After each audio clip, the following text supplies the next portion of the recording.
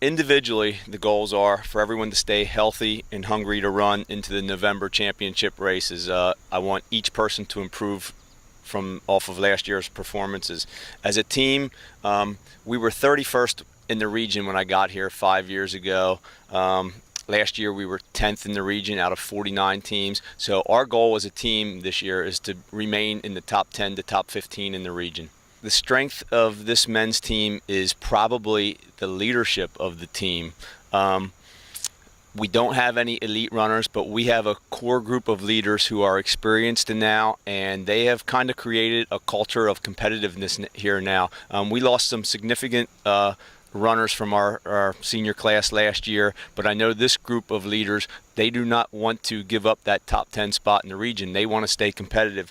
We're pretty much the entire senior class we lost last year. They got here when we were a bottom dweller team. We were last in the conference, 31st in the region, and they turned the fortunes of this program around.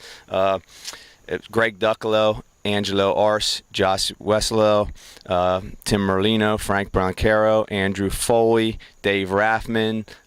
They all contributed. They were all in and out of our top 8 over the last 4 years. Andrew Mara was our team captain for the last 2 years, and he provided excellent leadership for that group, kept the whole thing going.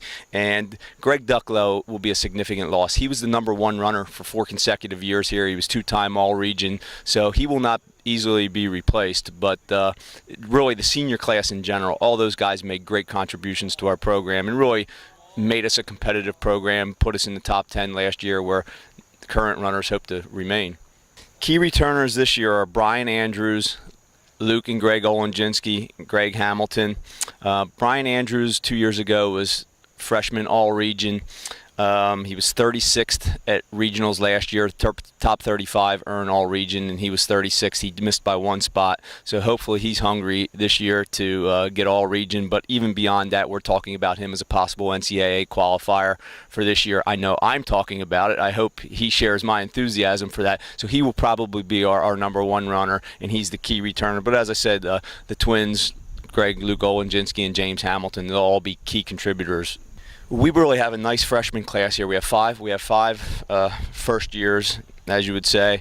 Michael Whalen, Brian Maselli, Matthew Kirshner, JT Paganelli, and Adam Cacavelli. I expect at some point they will all contribute to this program, either this year or during track season or in the next year or two. Mike Whalen looks like he's ready to be an immediate contributor. He's had a very good preseason so far.